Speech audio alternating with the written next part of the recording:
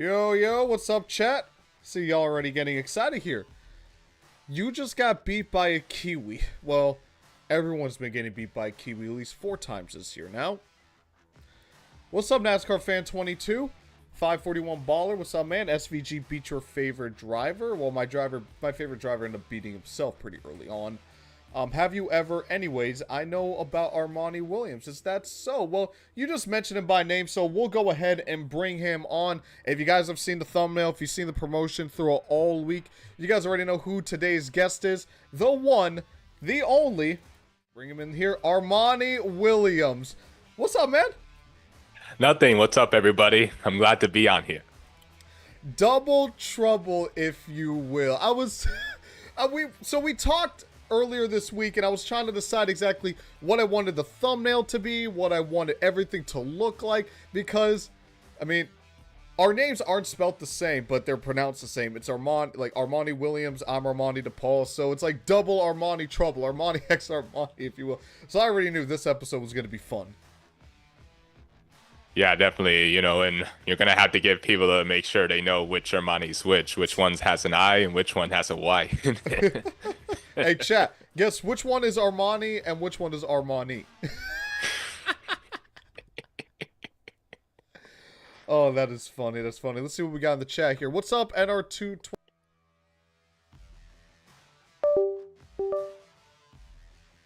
And the mic problems begin. Oh, no. It's alright. Oh, looks like they're fixed now. Perfect. Alright, Javier. Connor Zillage didn't deserve karma handed to him by the fall. All of you SVG fans are just mad and in denial. I think SVG is fine, considering he won the cup race, so I think he's good. 541 baller. How are you, sir? I'm doing good, man. How are you doing? NASCAR fan 22, double A. Exactly. Once again, from baller, Armani. Exactly. Well, that race was interesting. What's up, Rage and Knuckles? How you doing? Will is in the chat. Meh, Race, shocker. Stop being so negative, man. Joshua 8824 Racing, 7 out of 10. There was a lot of passing throughout stage 1. There was a lot of passing. One stage restarted. After Iowa, I will take that. Yeah. Armani, what was your thoughts just on the race as a whole? We'll go more into that, as we go further on into the episode. But just what were your overall thoughts on the race? Honestly, I thought the race overall was kind of solid. I mean, in stage 1, there wasn't really much going on. I mean, everybody's kind of starting with the same tires, same strategy, and you kind of saw there was some difficulty passing through the field, but it was only after stage 1 ended and we got to stage 2, and you kind of saw there was some mix of strategies. Some drivers selecting to stay out to start stage 2 while others pit.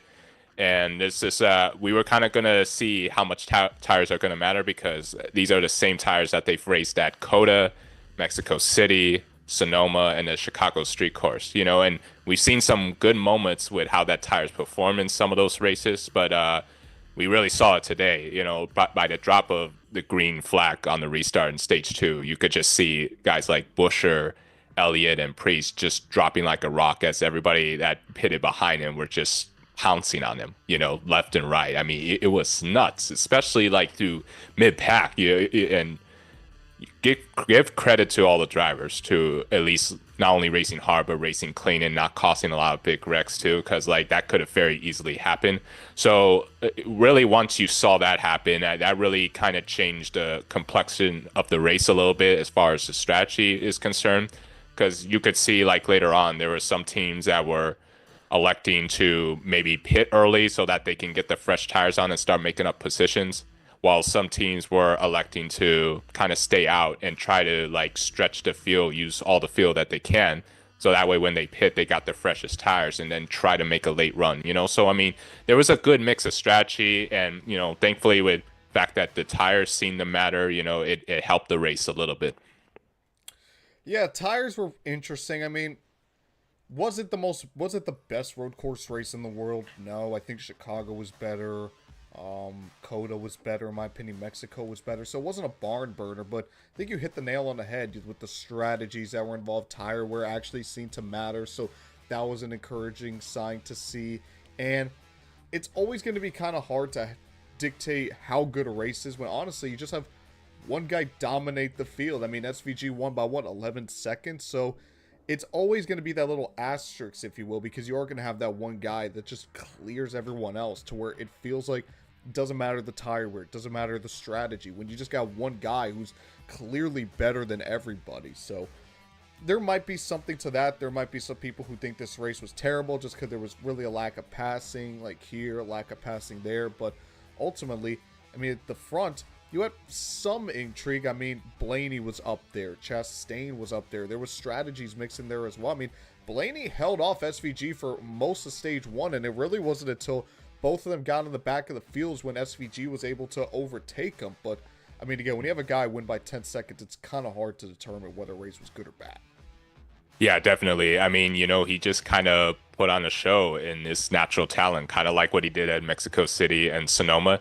And, you have to think with SVG, given he's won 3 of the last 4 road courses, and given what happened at Watkins Glen for him last year when he got passed on the last lap with Chris Buescher, you could tell, like, you could just think that he had, like, a little fire in his eye today, knowing that he wanted some redemption because he felt like he should have won that one last year. So, I mean, SVG was on a mission today. And, with the way this next-gen platform is, it's just like, it doesn't matter what's thrown at him, whether it's like, tires or fuel. I mean, it's just the way he drives, the driving style that he has is just something that a lot of drivers haven't been able to figure out. And it's really very interesting to watch. You just think to yourself many times, like, how in the world is he able to do that? And nobody else in the field has, it's crazy, Because you can see just how he's driving. It's so different from everyone else. Just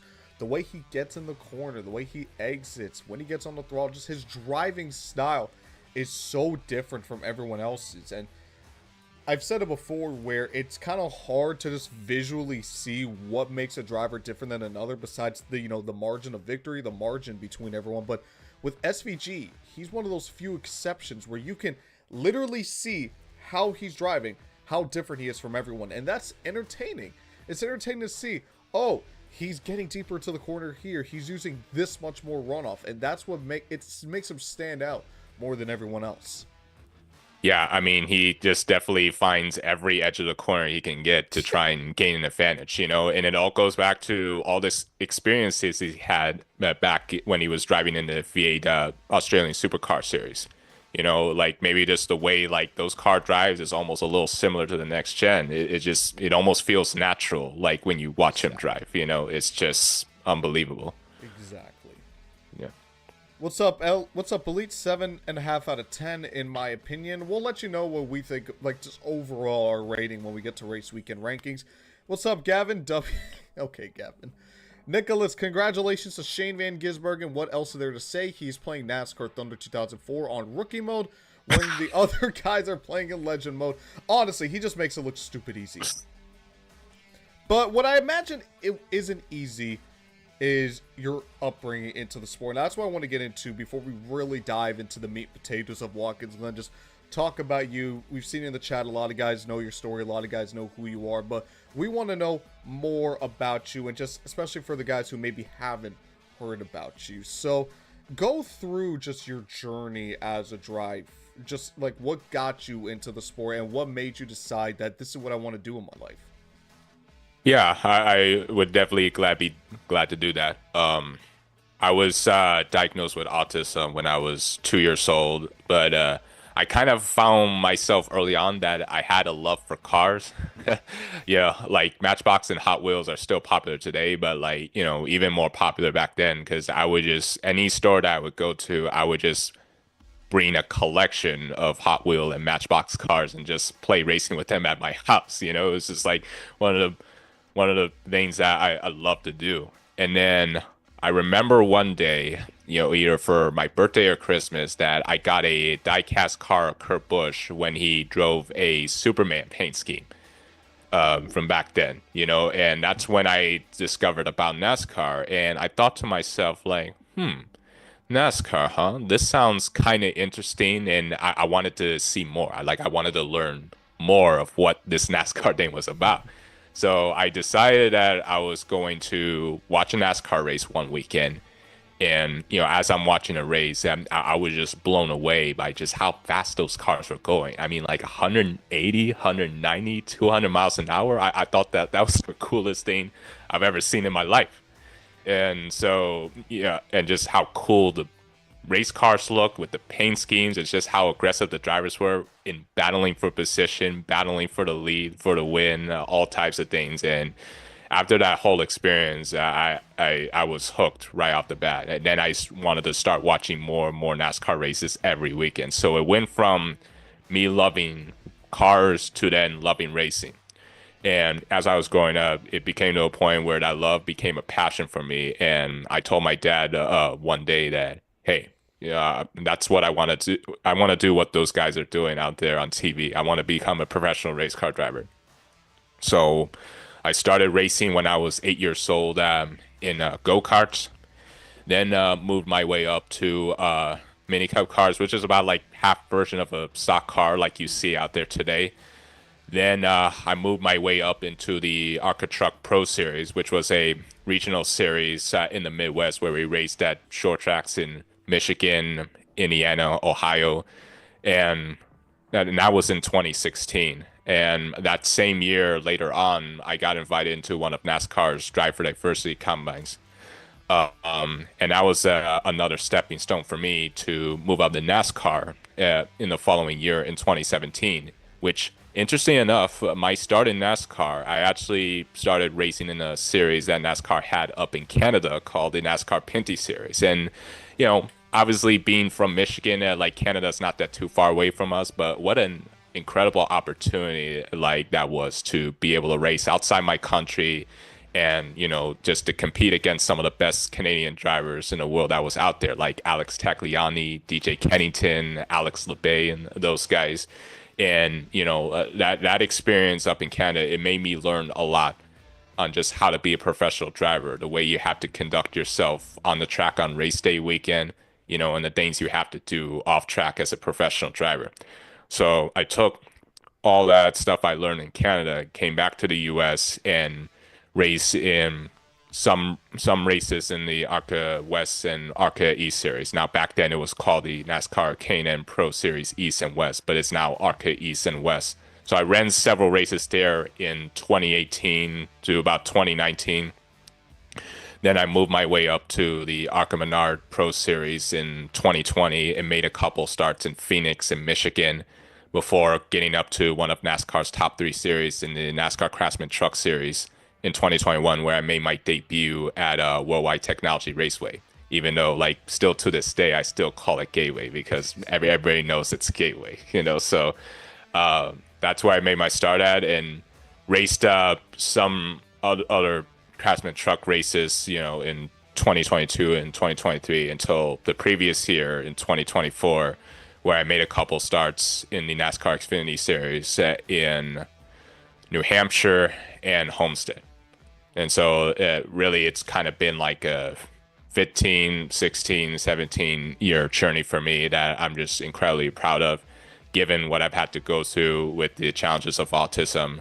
Like, really, like, I know I'm probably one of the few African American drivers out there with the likes of like Roger Carruth, LeVar Scott, and Bubba Wallace, and some others. But being able to be autistic and to achieve my dream of being a professional driver is something that I'm really proud of. And with that, I've used my racing platform to help get back to the autism community, to help raise autism awareness, and just being able to speak to nonprofit autism organizations, speak at schools, just to be able to share my journey and share my story and just bring a message of hope, positivity, and belief when it comes to autism, that no matter what challenges you have with autism, that you can be able to overcome them, and then you be able to figure out what exactly you want to do in life. And if that's really your dream, go for it.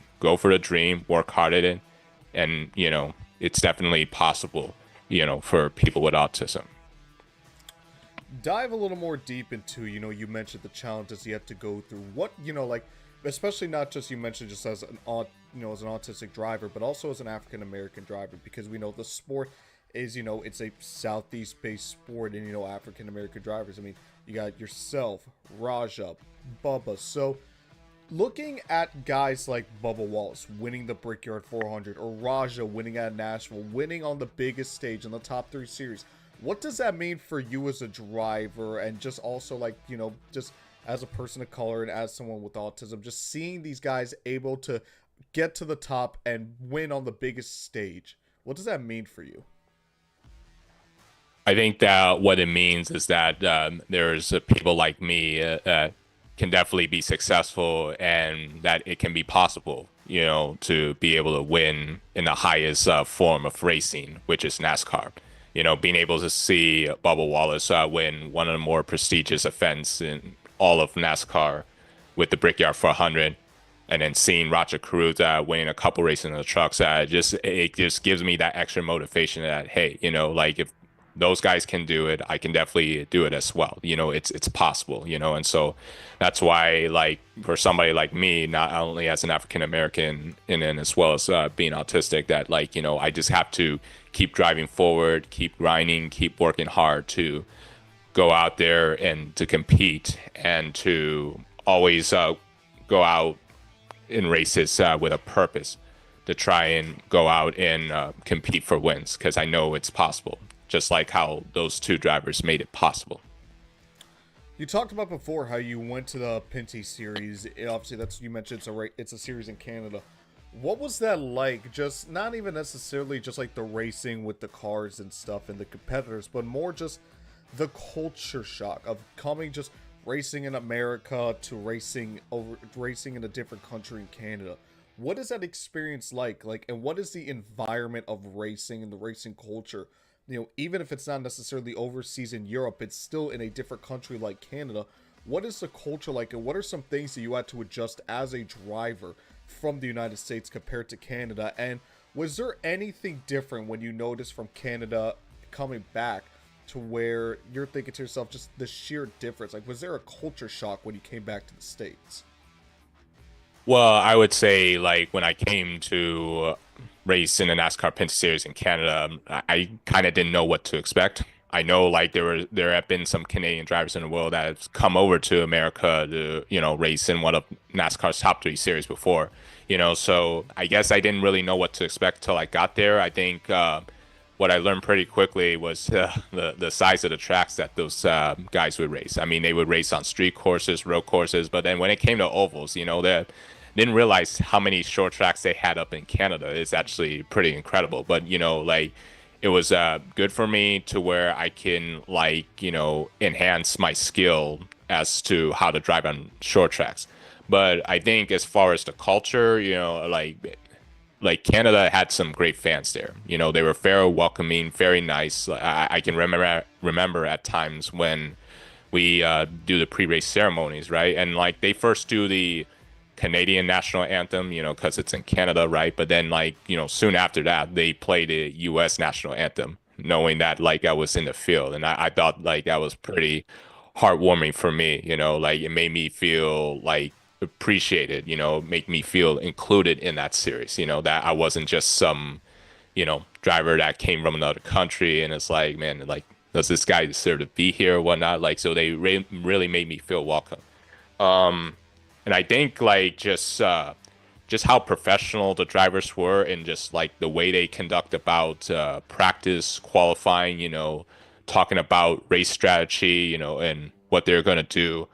It really was a big adjustment. So, like, really, when I got back to the U.S., I really just took more of everything I learned from Canada and tried to apply it in the U.S. I never really tried to change too much as far as my approach, maybe some adjustments here and there, but, like, I take that experience from Canada and just try to apply it here in the US, and the cultures were definitely a little different, but not that too much different, in my opinion. You've made a couple starts in the top 3 series. You made 7 starts in the trucks. I believe it is 2 in the Xfinity series. Am I correct? Yes. What is the preparation like going into one of the top three series in NASCAR, especially compared to like the ARCA series or the Pinty series or the ARCA Truck series, like you mentioned back in 2016? Given that these are the three national series and you're really just a step or two away from Cup, is that like just mentally, what is that like for you and the preparation going into it? And is there a culture difference between driving in trucks versus driving in Xfinity? Yeah, I would say, the preparations is definitely different. I mean, with each ladder you take up in NASCAR, what you start to notice a lot is just like the fact that the races are longer and like, the field that you compete with gets competitive and competitive each time. So really you have to take it upon yourself to, put in that extra effort, on and off the track. Like for me, it's all a matter of like making sure I stay physically in shape, get some strength in me, make sure my conditioning's right, to put in all the time I need to put on with the simulator and practicing, whether it's a truck or Xfinity car on any sort of racetrack, just to give me an idea of like how to get around the racetrack, how to make a lot of speed, what lines to take. So that way, when you go in there, you don't have butterflies in your stomach. You're not all nervous. It's like you're ready to go, and I think like as far as the culture, I mean, I'm not sure the culture is definitely different. I mean, both of those series run, the same championship format. So like there is that like competitiveness to go out there and try to win, and do all you can to win.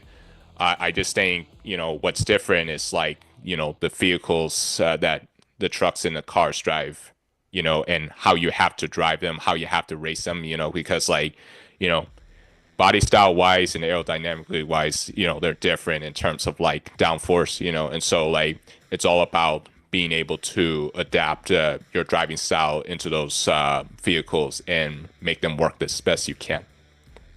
Talk about your first start in both truck and Xfinity. And I want to highlight the first start because that's the first time that you were racing in one of the top three series. What was going through your mind? Were you thinking, wow, I am a driver in one of the top three series? Was there butterflies in your stomach? When you compare Xfinity to truck, like what are the differences that you notice? Obviously, we know the Xfinity and the trucks drive completely different, but from a driver's perspective, what was the difference like? And again, just when you made that first start, like what were you going through in your mind when you think that, man, everything that I've gone through and it's led up to this, and now I'm in one of the top three series of the sport? Yeah, I would say I was definitely very excited, very happy with like all the hard work and all the right people around me. Just how much all of that had to take to help me finally get up to that level of my career, to get in the NASCAR's top three series, especially in the trucks. I would say like that first start though, I think the main thing I had to do was just make sure I made a great impression too, since this is kind of a big stage and big deal, being in the truck series. And especially I think like at Gateway, that was probably like the last or first race of the playoffs though, so like I had to make sure like, I ran a good, smooth, clean race. And given that year, like we were transitioning out of COVID, so, there wasn't ton of fans, but I mean that night, we everything was going good. It was just me working with the team that I was running for with Josh Riom and Riom Brothers Racing, and they were doing a great job in like making sure like they kept me calm, kept me steady, making sure like, making sure like I knew I was doing and stuff like that. And at the Uh-oh. end of the day, I mean, we pulled out a solid, would have liked to have gotten a top 20, but like, that race in particular, was a solid start to like have me run more races, and then, just getting up to Xfinity last year and running at New Hampshire, I'm thinking, man, like, another ladder that I've reached, I mean, now it's even a much more bigger deal, and now it's an even more bigger stage, right? And so, I mean, and thankfully with New Hampshire, I've had some experience running there before, like in Pinty series when they ran there in 2018, and then in the ARCA East series the following year as well. So like, that was kind of a more comfortable experience for me since I knew the track very well, and it was just like my first truck race. I had to just make sure like I keep it smooth and steady, and just make sure I complete all the laps because you know as much as everyone, Armani, that getting all that seat time and experience, especially when you don't drive on a week-to-week basis, it can be so beneficial, to help you in future races, because you can learn so much from what you take from a race that you can take with you for the following race. So like anything that you did good, continue to build on it, whatever you think you need to improve on, focus on, exactly what those improvements need to be, and so that's how I try to approach every race. Absolutely. We're going to talk more about Armani and not me, Armani. The one to the left, the one to the left of me, like the one right here. This Armani right here. We're going to talk more about him in just a moment, but we're now going to dive into the race weekend as a whole. And we talked a little bit about it earlier, Watkins Glen, the Cup race, but we had the truck and Xfinity race as well. So I want to start off with the Xfinity race because I feel like that is the race that's had the most talking points. And guys, we got a new graphic. So we got a new graphic here. So instead of, going back and forth, now we're just going to stay on this one for a while. So as you can see right here in the Xfinity race, dailydownforce.com, Coy wrote this story, everything that you need to know about the Xfinity race. So Coy, you're awesome, man, for the story. You do great work. The first thing I want to mention is Connor Zillage versus SVG. Now, obviously, if you guys don't know, we'll play it right here. This is coming off the carousel. And you're going to see right here where Connor, he's got Austin Hill behind him. He's got Shane in front of him. Shane kind of gets it to the back a little bit. Connor throws it in deep going into turn 6. SVG kind of anticipates that, pushes him wide, and then in just a few moments, you'll see, boom, Connor just comes up and then takes out SVG. Connor would go on to win the race after that. Here's my thing. And I've seen a lot of people say this where, oh, SVG didn't give Connor enough room. Oh, what did you expect Connor to do? This and that. And I don't want to, make it sound like Connor's a bad driver. We know Connor, you don't win 6 races by being a bad driver. I don't care what the equipment is. 6 races is very good, let alone for a 19-year-old rookie. But my thing is, if you look at the video right here, Connor still has, this isn't a great angle, but like from the front on view, Connor has about 1 to 2 car lengths separating width-wise between himself and SVG. And I'm assuming Connor's paying attention more to Austin Hill behind him. And that's why he's thinking, all right, I'm just going to take what I can get. And if SVG wrecks, he wrecks. But when I saw this for the first time, I'm thinking, why doesn't Connor just back off? Okay, if he falls down to 3rd, there's 18 laps to go when this happened. Literally says up here with 18 to go. So that's plenty of time. Even though Watkins Glen is a fast track, that's plenty of time for Connor, who has easily one of, if not the fastest car of the day. The most was going to happen is he was just going to fall behind a 3rd behind Austin Hill, but he can get by him quick. And if he fell to 4th, which was where Michael McDowell was at, he would have gotten by him pretty quick. So I wouldn't doubt that Connor, if he had just stayed patient, would have gone through SVG pretty quickly. And I'll start.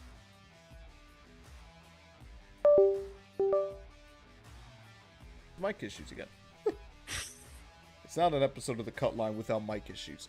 But Armani, I want to ask you, as a driver, as someone who's raced in the Xfinity series before, what would you have done in this situation? I mean, if you were Connor, would you have backed off, lived to see another day, even though you went on to win the race regardless? Because at this point, because I mean, again, you take out your teammate and you cause more mayhem. Because I mean, him and SVG, they don't have exactly the best relationship in the world. And in my opinion, it looked like a desperate move from Connor. It looked like a hot-headed move from Connor.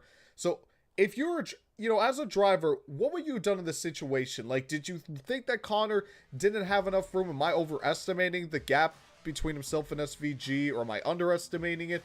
Or do you think what Connor did was fair game? Well, I'll say this. I mean, definitely when it comes to the Xfinity Series, SVG and Connor Zillage has had their battles, and it just goes to show like their natural talents as far as the road courses. But I think in that particular situation there, it's just like obviously, through those laps, I mean, Connor Sillage, he knows he has a better car than SVG. He's just trying to find a hole to where like he can outbrake him in the corner and try to get by him. Which in turn six, like as you could see that, he does have a car link up though. Now, I think where he messes up is that like he overdrives it a little bit and ends up going wide. Therefore, like he kind of loses his line. He kind of loses his position to where like he could try and clear SVG in the turn seven. So it's like, for me, if I was Connor Sillage, it's like I'm kind of thinking, okay, like I got the line, I'm ahead of him. Like I would have just tried to at least stay tight on the apex and try not to go wide to where now like you put SVG in a position to where he's got to decide whether he's gonna leave you room or whatnot, and it's just I mean at the end of the day it's just like that incident there, like I don't care like who you are, it's just it's always a bad look when you take out your teammate no matter like how hard he's holding you up, no matter how hard you're trying to go by him. I mean, it's 18 laps to go. You have the car. You got plenty of time, just like, listen, I mean, if you don't have the position, then like, just try to follow in line, and you got another 7 more turns to try and get by him. I mean, he was like right up to his bumper, like it seemed like for several laps, right? And so like, I guess in that spot, like I would have tried to not go wide there. I would have tried to like, stay on those apexes and like stay in the racing surface, right? To make sure I didn't let SVG be put in a position where like he's got to either like block my line or leave me a lane. And so I mean at the end there, like you could call it like hard racing there, but it's kind of tough, especially when teammates collide, and that's just something you don't want to see at all. And you mentioned teammates. They're not just teammates in this instance for Junior Motorsports, but they're also Trackhouse teammates. Connor Zillage is a Trackhouse driver. He's not confirmed, but he's more than likely going to take over that 99 starting next year. So this isn't the first run-in we've had with these two. Watkins Glen, Chicago, Sonoma. These two have been going back and forth, and they've raced each other pretty aggressive, and it's been both ways. SVG kind of sideswiped Zillage at Chicago. SVG and Zillage race each other extremely hard at Sonoma, and this instance here. So I thought about this morning, around stage 1, stage 2, when I was really putting my notes together during the Cup race. In Formula 1, oh, we actually got a comment here from Antonio. What's up, man? I have to get you a juice pitching hat now. He's referring to my hat over here. Ripped Wear. Shout out Ripped Wear. Armani, have you ever gotten into a crash? I'm assuming he's referring to you. Oh, believe me, I like all race car drivers have gotten into a crash at some point. So, I mean, I don't want to admit it, but like, yes, I have been in crashes before, for sure. Speaking of crashes again, in Formula 1, we know the teammate dynamic in that sport is very different from other series. Yeah. When you have a McLaren teammate like Lando Norris or Oscar Piastri, or even in an instance like we'll go to the extreme, Lewis Hamilton and Nico Rosberg. When you think of teammate in Formula 1, you're not thinking of someone you need to work with. You're thinking of someone you have to beat. Your teammate is more of your enemy than anyone else. So, am I crazy for thinking this? But I feel like Connor Zillage and SVG is the closest thing that we've gotten to a Formula 1 style rivalry in NASCAR. Because, yeah, they're teammates, but honestly, I don't think they like each other very much. I mean, they race each other pretty hard all the time. They're willing to bump each other. They're willing to wreck each other if need be. And you just don't see that from other teammates. And typically when teammates wreck each other, they're immediately apologetic. They're like, oh, I'm so sorry, my bad. And we know the owner hates it when their cars take each other out. I imagine Dale Jr., yeah, Connor won the race, but I imagine Jr. isn't happy that his 9 car basically got totaled. So what do you think about the dynamic between SVG and Connor? And as a driver, have you ever had a situation like that where there's just a driver, whether it's a teammate or just, someone on the track where you're just like, I want to beat you at all costs and I don't care how I beat you? Yeah, I don't think I've had too many instances like that. I would say with the dynamic of SVG and Connor Sillage, I mean, certainly with what happened yesterday, it's definitely gonna like heat up that rivalry a little more than it's been before if it hadn't already. But I think the dynamic between those two is I do believe that they do got a deep respect for each other as far as like their talents and natural racing skill, especially when they come to the road course. If those two go at it, and I think just it's more so like one driver trying to up the other. Like SVG is gonna bring his A game. So for Connor Silage, he knows he has to bring his A game up, or with SVG, like he knows that Connor Silage with the natural talent that he has at 19 years old on road courses, that he knows he has to bring up his A game. So I think there's some respect between each other. I don't think it's gone to the point where it's very heated, and now like whenever these two go at it, they want to like almost almost wreck each other at all costs. But I mean, certainly with what happened yesterday, it's certainly not going to help, and it's definitely going to spice up that rivalry for sure. And you just hope that like these two don't try to take each other out in the next road course race, because it could possibly happen. I mean, there's that old saying of like how you race one, you got to race in the same way. So we can only hope that it doesn't escalate to where like it gets too reckless between the two. Antonio asked again, have you ever been at fault? I'm assuming he's going back to his first question in terms of a crash. So have you ever been at fault for a crash? Well, yeah, I mean, I've had a few instances that like, where I was at fault, but I mean, at the end of the day, it's just like the best you can do is like once you're at fault, just admit it and just learn from your mistakes and make sure you don't do it again. It's just you never want to be the driver that like causes a wreck that not only could take out a few cars, but like, a bunch of cars. So like, the best thing you can do is just like, be able to analyze everything that happened in a wreck, and like, you'll know like whether you caused it or whatnot. And, once you caused it, just admit it, and learn from it and move on. It's the best way I can put it. Antonio's got all the questions for you. He asked, what is it like racing in Canada? I saw you got a top 10 in a NASCAR Canada race. Yeah, so what he was referring to, so like that, like I mentioned earlier, like I had the experience racing at New Hampshire in 2018, but that was actually NASCAR Pinty Series. So that race in particular was the first time that the NASCAR Pinty Series raced outside of Canada. They wanted to find a racetrack that was like nearby their home country that they could race in, and it ended up being New Hampshire.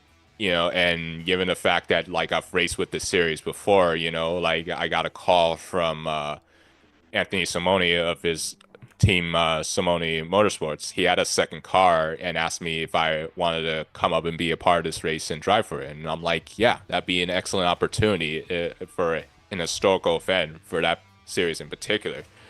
And we got a good car that day. I mean, it certainly wasn't the best car out there, but like I felt pretty good about it all weekend that like, we could get a good result from it.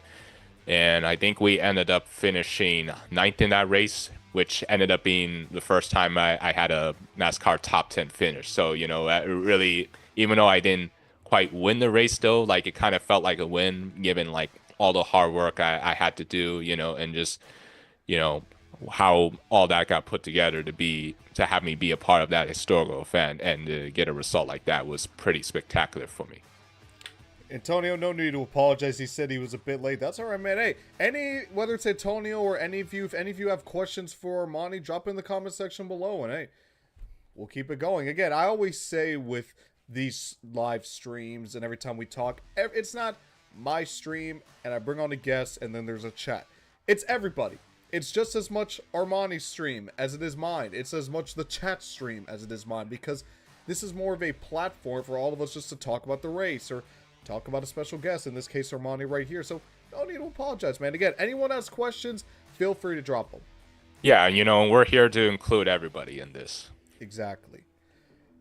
Next thing I want to talk about with the Xfinity race, and we talked about it a little bit earlier. We have to talk about the man himself. I like to call him the Bobby Hill of NASCAR, but unlike Bobby Hill, this guy isn't particularly likable, though probably just as intelligent as Bobby Hill, and that is Austin Hill.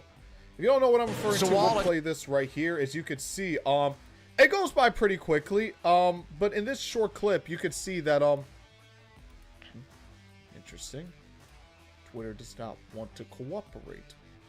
But basically, long story short, lap 75 of the race, Austin Hill triggers a massive crash because he decides, you know, I'm going to turn right, and Michael McDowell is going to turn left. Usually that causes a crash, and that's exactly what happened. So, Austin Hill, man, I mean, for a guy who, after Martinsville, said that he wants to be the role model of the Xfinity Series, well, if his definition of a role model is, oh, you guys can wreck whoever you want and you guys can drive like absolute morons, then go ahead, because that's exactly what Austin Hill has been doing, really for the better part of a few years now, but especially this year in the Xfinity Series. Obviously, Martinsville happened. Of course, he got suspended after Indianapolis, and it looks like whatever lesson NASCAR was trying to have him learn after Indy, he didn't get the message because he causes another massive pileup. Right hooks Michael McDowell for really, well, left hooks in this case, Michael McDowell, for really no reason. It just looked silly. It looked... A lot of people have said things about Austin Hill. I mean, myself included. It just looks bad what he's doing. But, I mean, we know he got suspended. We know he surrendered the playoff points. But, Armani, let me ask you this. In your racing career, have you ever come across a driver who just seemed very aggressive, very in over his head, and was just willing to... Because at this point, I feel like we need to start wondering, is Austin Hill just willing to cause these issues, considering the fact that he's now learning, and this isn't a young driver. He's in his 30s now. This is a guy who is... This is who he is as a driver. He's a very aggressive driver. He's a very reckless driver. So, coming from a driver's perspective again, from yourself, do you see, like, Austin Hill, like, do you see, like, maybe where he's coming from, why he races the way he does? Like, maybe that suspension is still, like, you know, a little bit weighing on him, thinking that he needs to prove himself a little more or something like that. From a driver perspective, what do you, like, can you, like, in any way, like, see where Austin Hill is coming from? And have you ever experienced, throughout your racing career, someone who has been this aggressive? Well, fortunately, I haven't encountered many drivers that I've raced in the past that were like overly aggressive towards me and were willing to just make a lot of erotic moves to try and like either defend or be aggressive. So like, you know, hopefully that don't happen to me too many times. But yeah, I mean, in the case of Austin Hill, like, I don't know, man. It's just like, you know, obviously we know him to be an aggressive driver, you know, and a driver who's willing to take chances, right? Whenever like it gets closer to the finish, right? But I just think, you know, sometimes he doesn't do a great job of like controlling his emotions, controlling like, you know, with those emotions, with the way he's driving, you know, he feels like he's got to put a little too much on track, you know, as far as a move he's going to take when he doesn't really need to. I mean, it's just like, I mean, obviously, with Austin Hill, it's just like if he could just figure out how to control that aggressiveness and just stay clean and not get into any other cars, he would really be helping his case a lot. But I mean, you know, after what happened in Martinsville, you know, and then in Indianapolis, which, you know, everybody could tell was like clearly intentional, you know, especially at a high speed track like Indianapolis. I mean, here what he did at Watkins Glen is just like, you know, in a normal perspective, you could say like, okay, like maybe he was trying to go towards the right and he just misjudged it. But I mean, then again, it's just like with Austin Hill having a history of like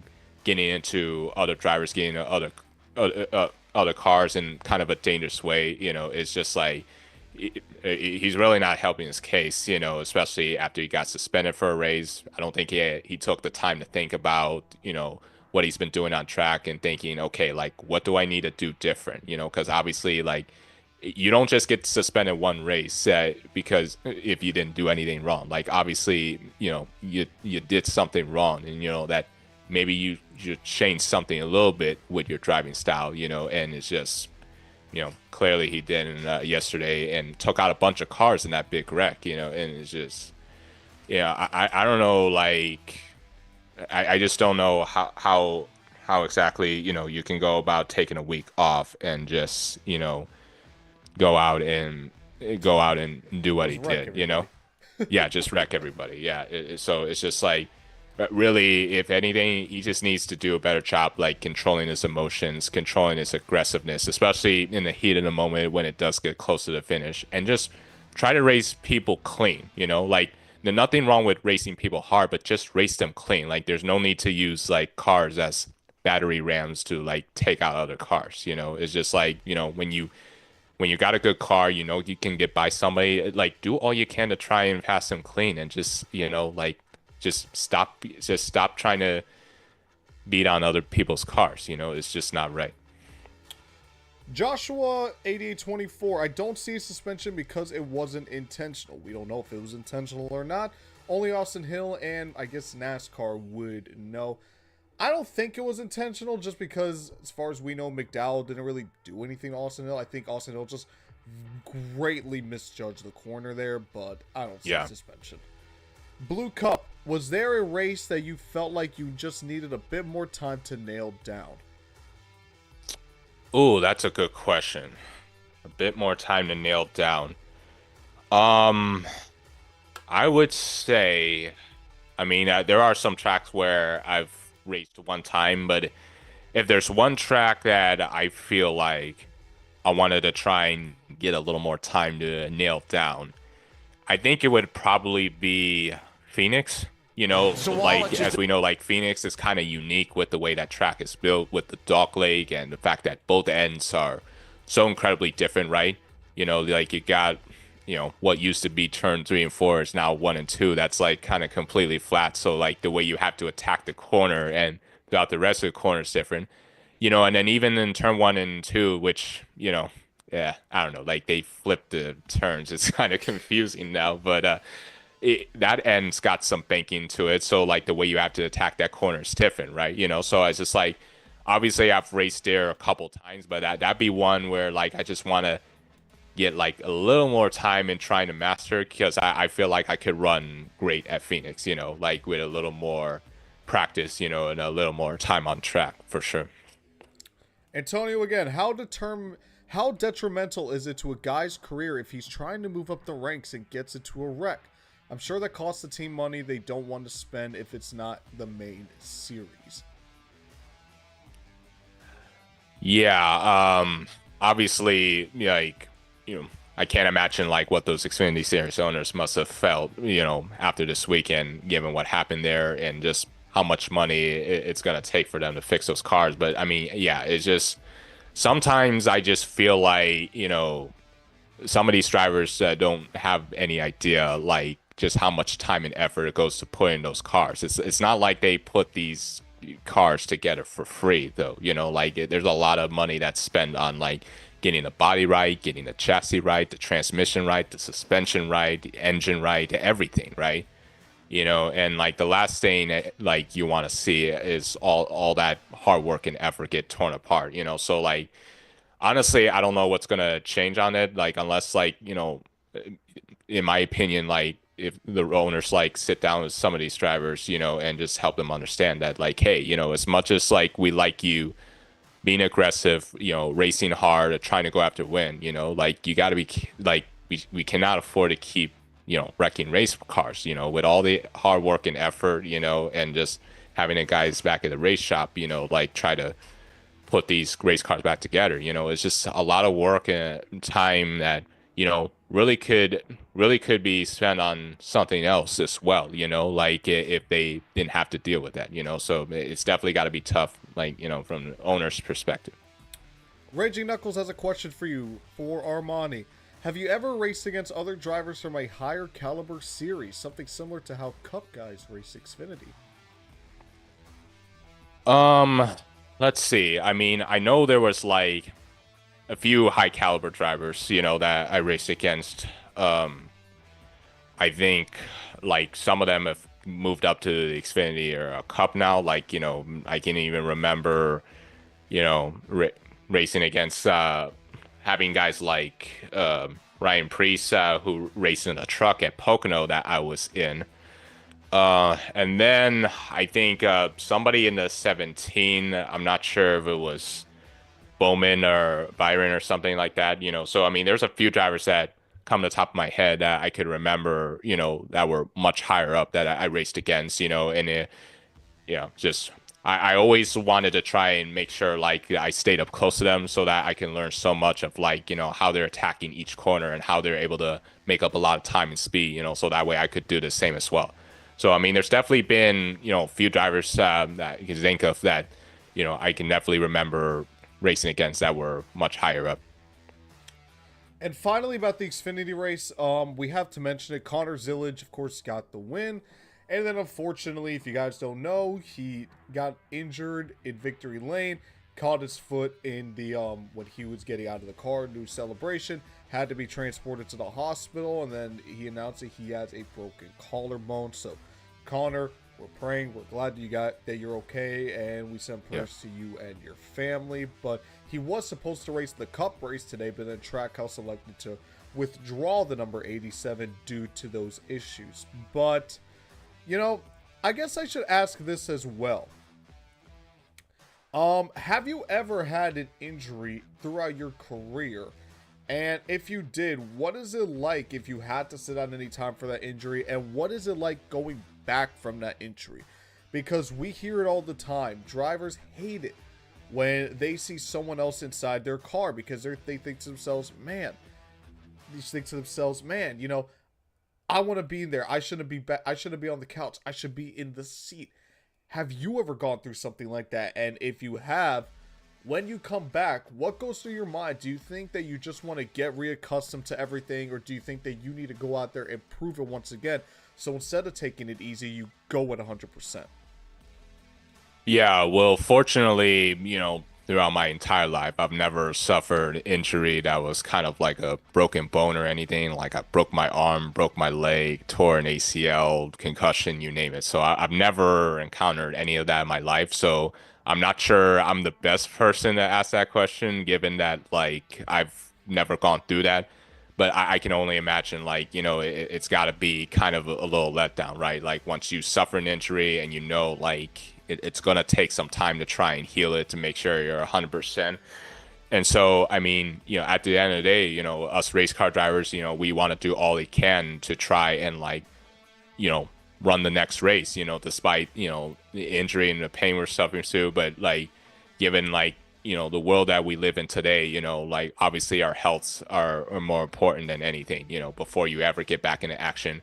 So, I mean, I would like to say first things first. I mean, well, I'm definitely glad that like Connor Silas didn't suffer as more injuries than he already has with just a broken collarbone, because I mean the way he fell like was just super scary. Like whenever you just fall on that pavement like that, it hurts a lot. So thankfully, he just got a broken collarbone, and so only time will tell, like, how fast he can heal that up. I mean, fortunately for him, like, Xfinity won't be running next week, and it'll be running in a couple weeks at Daytona. Now, of course, I think the question's going to be is just like, if he can be able to heal that broken collarbone as quickly as many people think, yeah, he will.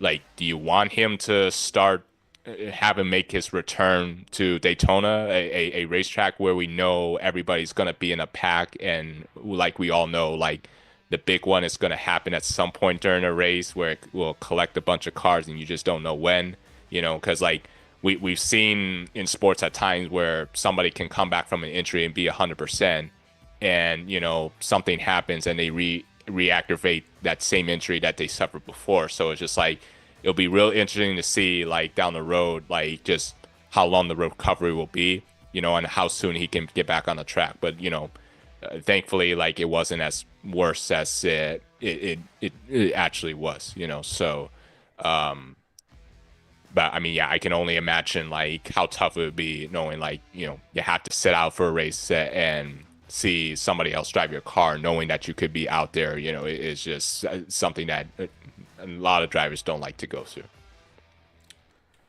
Let's talk quickly about the truck race. This was another one, multiple overtimes, kind of sloppy at the end.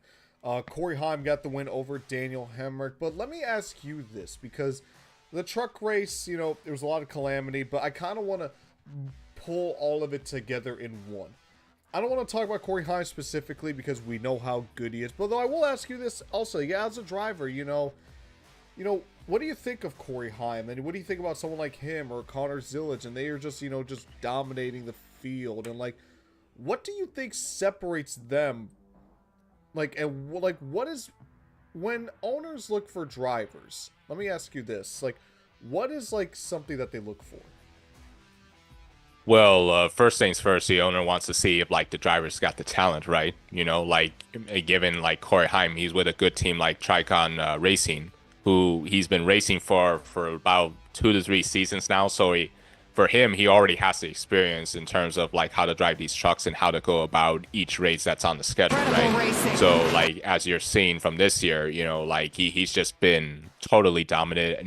Nobody's really found an answer for him. Like everything's just clicking on all cylinders for him, and like the only thing that can stop him is if they mess up something on pit road or like he gets into somebody else's mess that's not his fault, But like really for like Corey Heim, like he definitely has a talent, but just for some reason, like, something's just preventing him from not moving up to being a full-time Xfinity driver or a full-time Cup driver. Like we've seen him run some Cup races, but nothing seems to have materialized yet. And, I don't think all of us are sure why, like he proves it every Friday or Saturday that like, he's got the capability to win, and the way he races, like he definitely is like, he looks like a Sunday Cup driver for sure. And I think for Connor Sillage, it's just like, I think like given like, how the Trans Am series so far, as far as road courses, like, cause we've seen like just how fast and how dominant he can be on road courses. So I think all the experience he has with the Trans Am series has definitely been able to help him adapt more to how these Xfinity cars drive, and he's figured out how to run this Xfinity car and still be fast on the road courses. But I think, it's just, as far as like him figuring out the ovals, I mean, I don't know, like something must have lit a fire underneath him once he missed Texas after he suffered a back injury at Talladega. When Kyle Larson drove his car and won at Texas, I think that like gave them a much more stronger belief that like, hey, like if Kyle Larson can win in my car, especially on the ovals, that I can as well. And I'm sure like he worked very hard to make sure he was in much physical shape, 100% healthy, but I think he really took it upon himself to learn as much about the oval racing as he can, so that way he can be as good on those tracks like he is on the road courses. So it's just that preparation and just understanding what things you need to work on, and it's all a matter of like how much effort and time, passion, dedication you have to perfecting your craft as a race car driver. And I think all that by itself is why we're seeing Corey Heim have the season like he has this year. And then, Connor Sillage as a 19-year-old establishing himself as a, really a potential superstar in the sport for the future. Let me ask you another thing as well. And I want to go back to that whole overtime, multiple wrecks.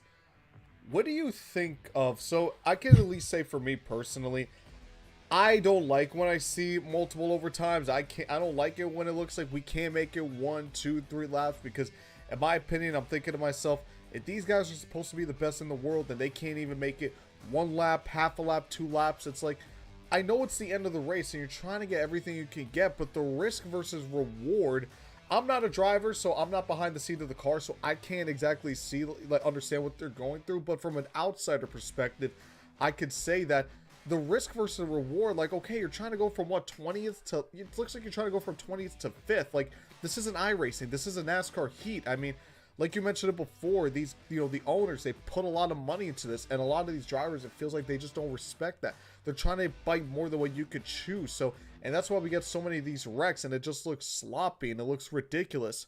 What is your perspective on that as a driver? When you see wrecks like this happen, when you see drivers start kind of lose their head, do you understand where they're coming from in the sense of, hey, it's the final lap of the race, or we're overtime, I got to get what I can get? Or do you think, you know what, I'm just going to back off. I know what I know the money these owners put in, and I'm just going to try to bite what I can chew rather than bite what I can't chew, or bite more than what I can chew.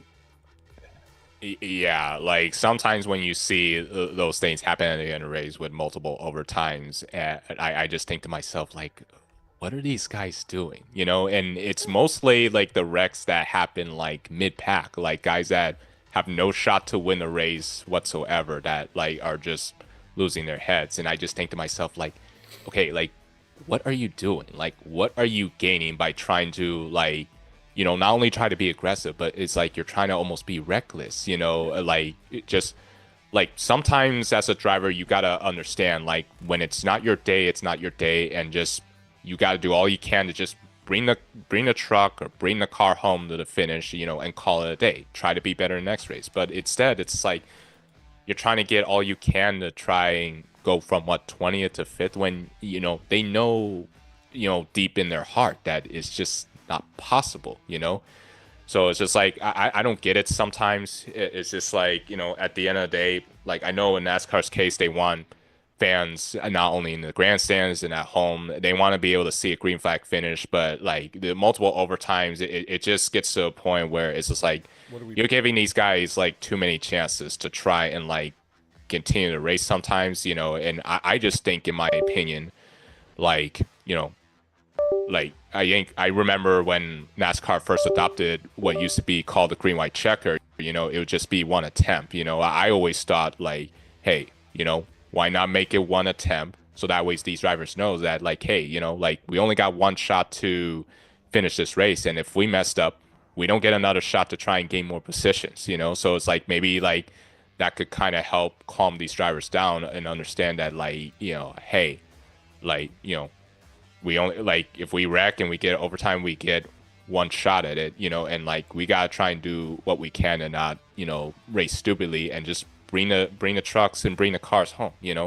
There's no point in trying to wreck other cars out there, and with a lot of torn up race cars and have like these race teams like spend all the money to try and repair them. Like just, I mean, at the end of the day, like like what you see out there, like that's a real world thing, and it's like we're treating it as if it's like video game or iRacing where you can crash and you don't feel anything inside the car, right?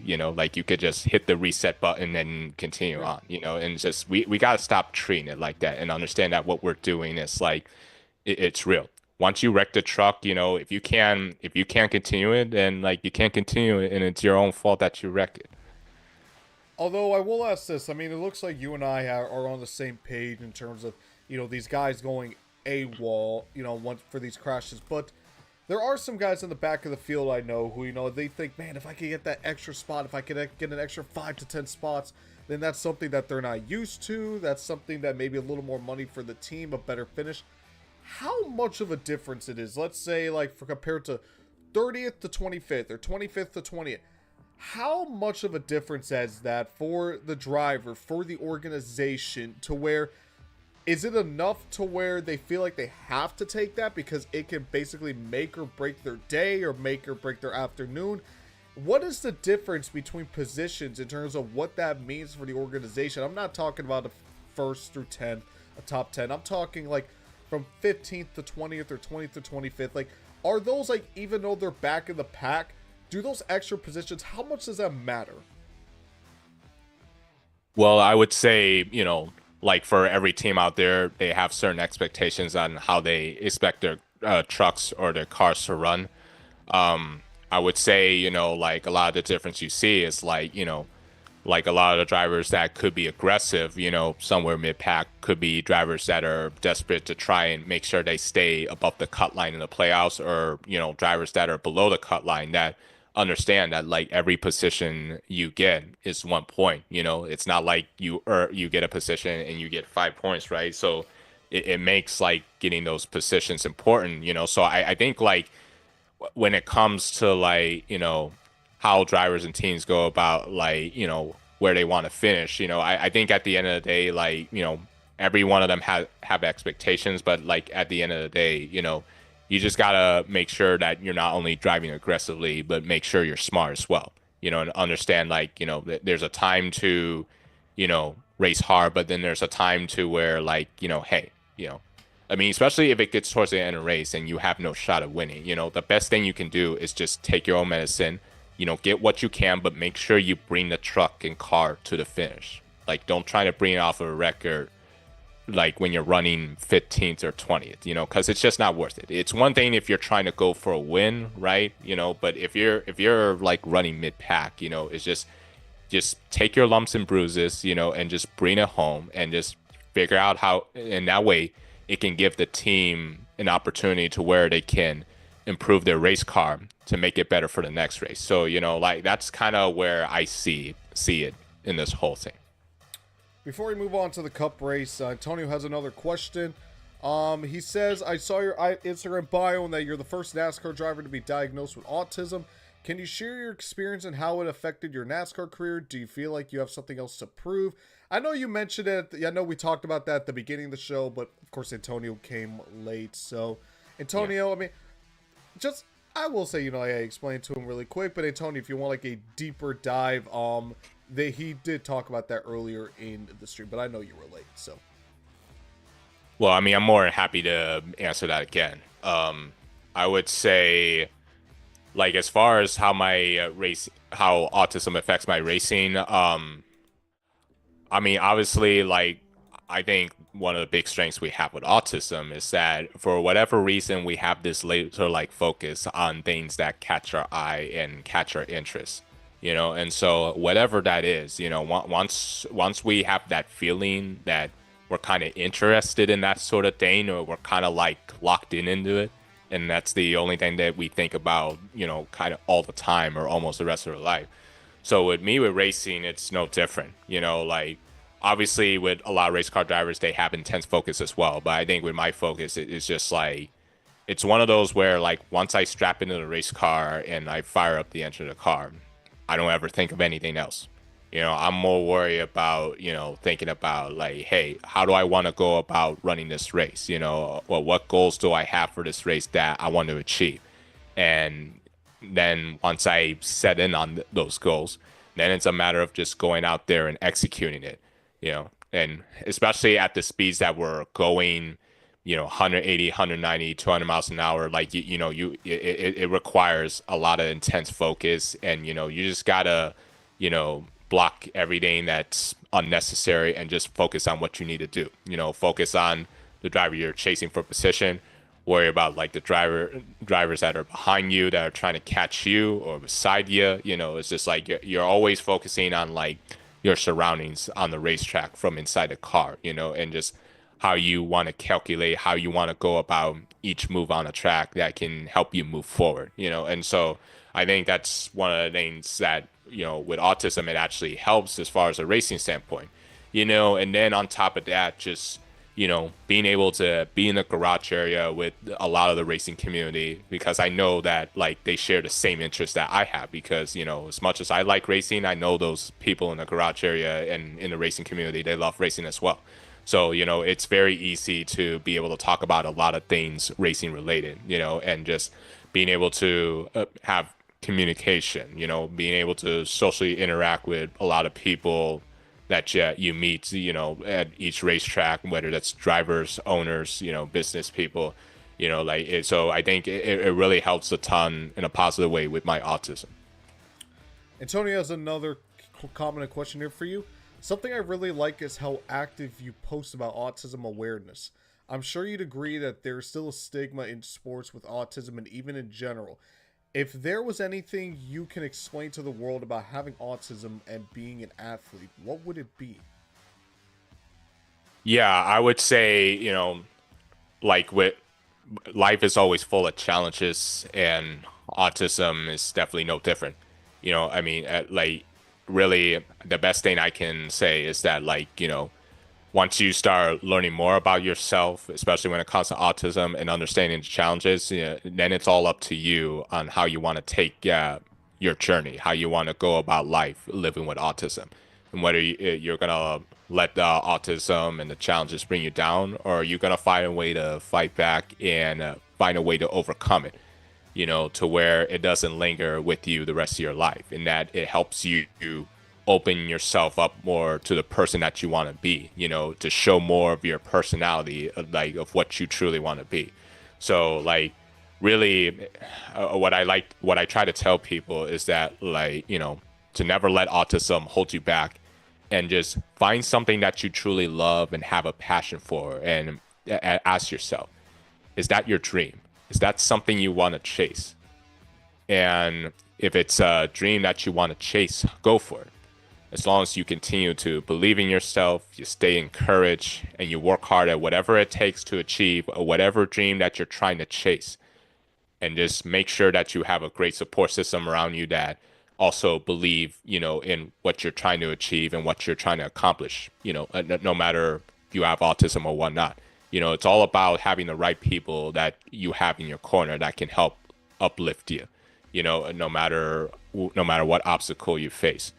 And so, like, it really, like, when it comes to an athlete, you can say about any sports, is that, at the end of the day, part of being an athlete is, you have your highs and your lows, and you're always going to have challenges and obstacles. And it's just a matter of how you fight through all that adversity and overcome it, And so, like, really, as far as being a racing athlete, and autism, there's a lot in common to that, and I'm very happy to be able to get to where I have to be, with great support system of my family, and the right people, who, believed in who I am, and what potential I have with autism, and so that's all it really takes, as far as having autism and being an athlete, it's just having the people to help lift you up whenever you need to be lifted up.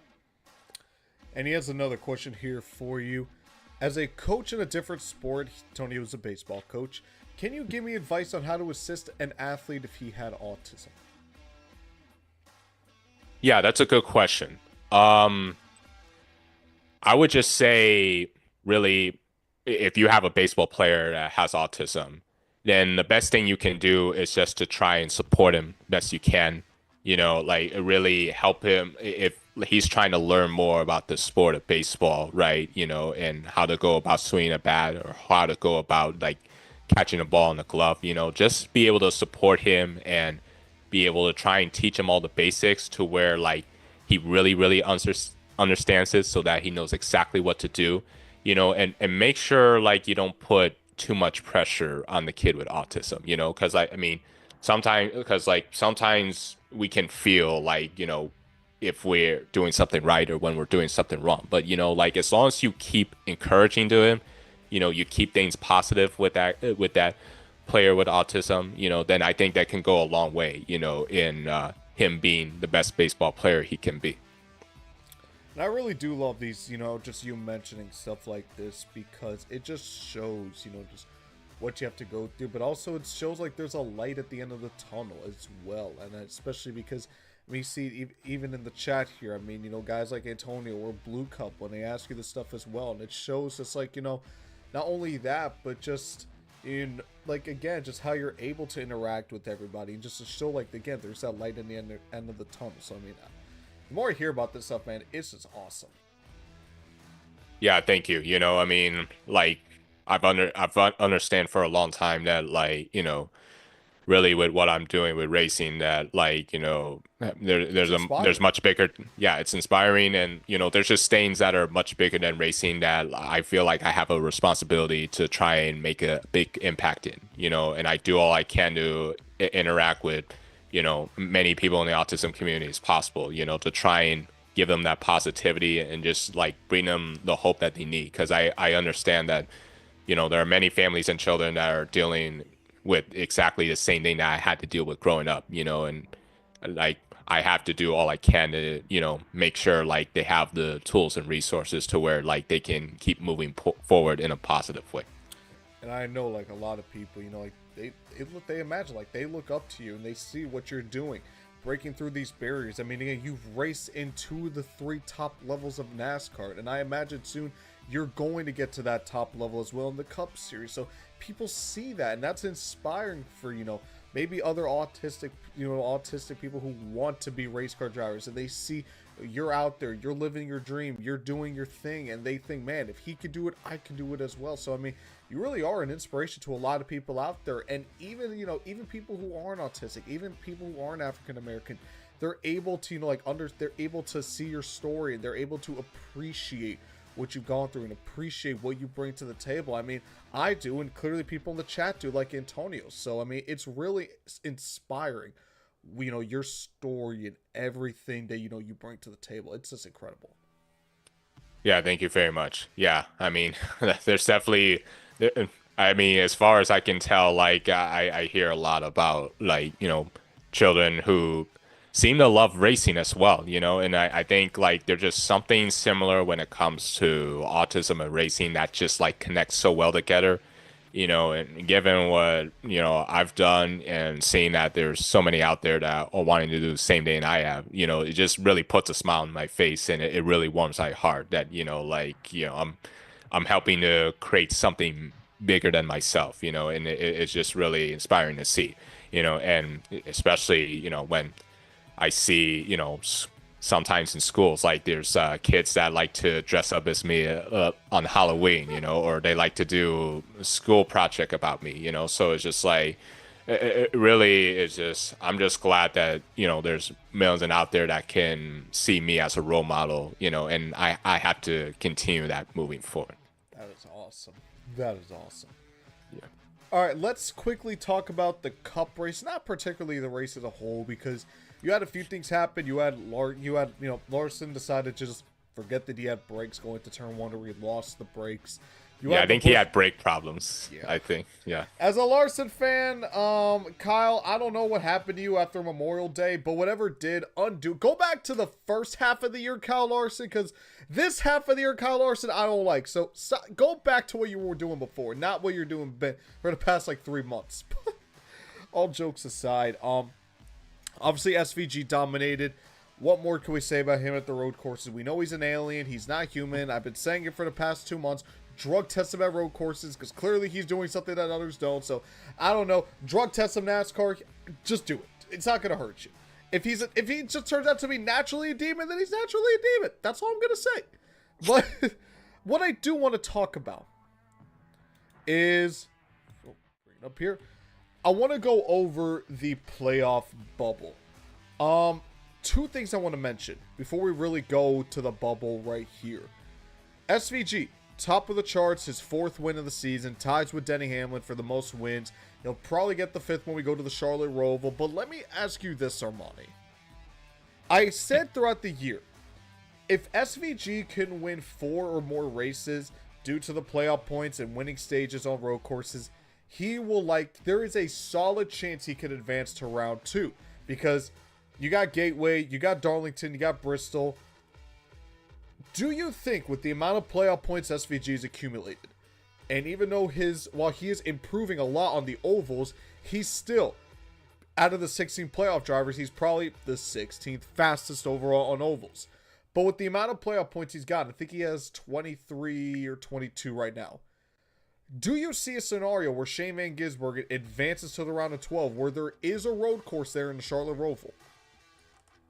Well, I think like it's definitely possible, you know, and like you mentioned, like he has done a solid job improving on the road course, and that's just something that like he's going to have to continue on when we get to the playoffs, like especially when it gets down to that part of the season where the pressure is up, and you know this is where you got to really perform at your best, you know, because in one round you only got 3 chances to try and advance, and if you can't do it, you're out, you know. So as long as like, you know, Shane Van Gisbergen is continuing to try and like improve his oval skills to where like, you know, he's really running up near the front, you know, and that way he can contend for more stage points. I can definitely see a path and scenario for him to where he could move on to round 2, and then you see like, you know, him try to embarrass the field again on the Roval, you know. So it's just like there's definitely a pathway, you know, if he continues to greatly improve like, you know, his oval racing, you know, to where he can now feel comfortable and have the confidence that, you know, he can race up near the top 10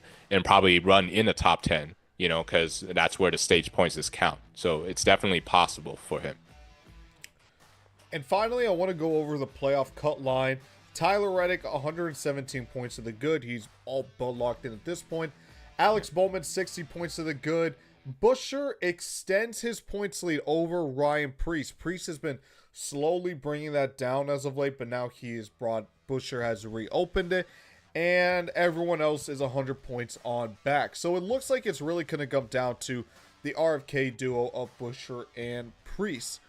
With the races left on the schedule, Richmond and Daytona, because both of these guys are really good at short tracks and both of these guys are really good at super speedways. Buescher has won at Richmond and he's won at Daytona before.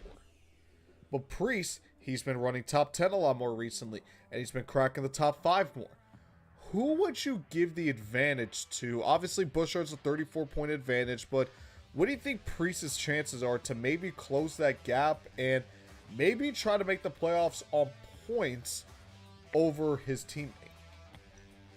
Yeah, honestly, both of these drivers, have been running pretty solidly. Ryan Priest seems to have come on his own and really be comfortable, like, driving for RFK. Like, he's looked good at times, right? This is just something, like, if you're Brad Keselowski, since you're the owner of these two cars, you want to see both of your drivers be in the playoffs, right? You don't want to see one driver be in, but then one of your drivers be out, right? But I think, like, at the end of the day, like, I think given, like, Chris Buescher's success, with the Daytona and Richmond, you could definitely say, like, he's would probably be the favorite out of the two RFK cars to possibly get into the playoffs. But I mean, just sometimes you never know. Like, it could take one bad race out of one of them, right? And, like, Ryan Priest could sneak into that 16th spot and block it. So I think, like, really, like, when it comes to these two cars, I think, like, where they want to shift their focus is maybe not just to get stage points so that they can, like, continue to close the gap on the cut line, or for Buescher, try to extend, like, his gap to the cut line.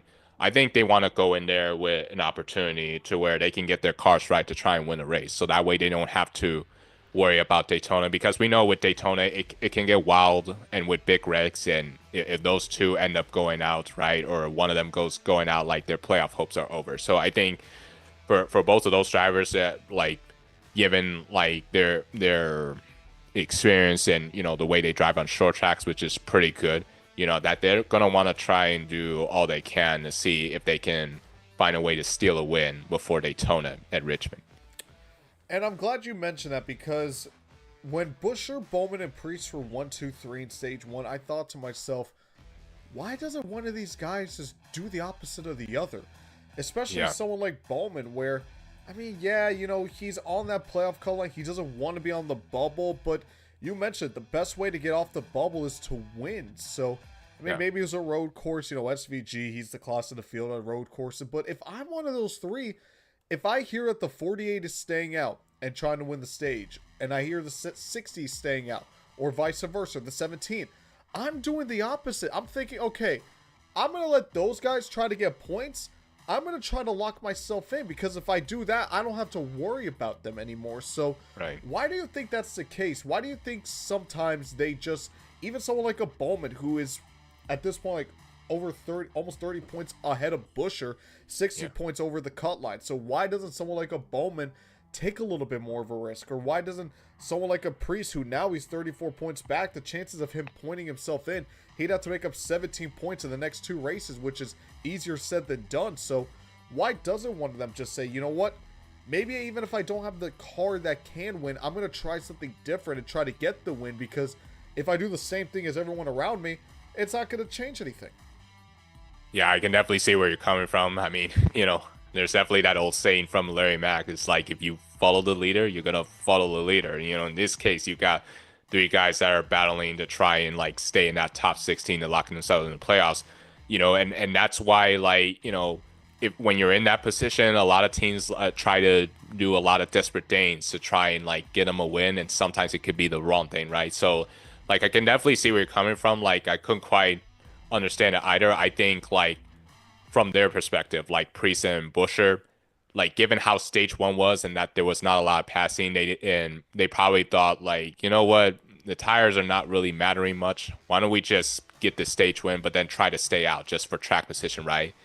And boy, oh boy, were they wrong real quick, because I mean, they were dropping like flies, dropping like a rock, So I mean, I guess, like, at the end of the day, I mean, I don't think those 2 or 3 teams quite expected that. But I think like you are kind of right on Bowman, right? You know, like he's got a big enough gap to Chris Buescher. I mean, he's not in any danger. Maybe like in their eyes, they felt like, hey, maybe like that, 50 to 60 points above the cut line is not enough. Like we need more stage points to try and like go even further, right? But it definitely like if I'm one of those teams, right, and knowing who I'm battling it with for the playoffs, like whatever they're doing, like I will try and do all I can to be the opposite.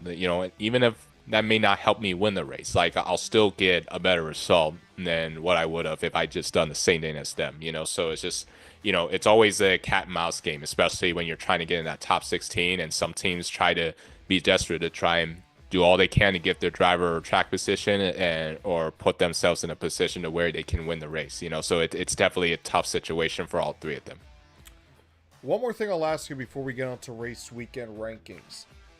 We'll take a look at everyone else down here. You got Kyle Busch, Ty Gibbs, Allmendinger, Keselowski, Hocevar, you name it. Not counting Daytona, because we know it's a plate race. Anyone can win.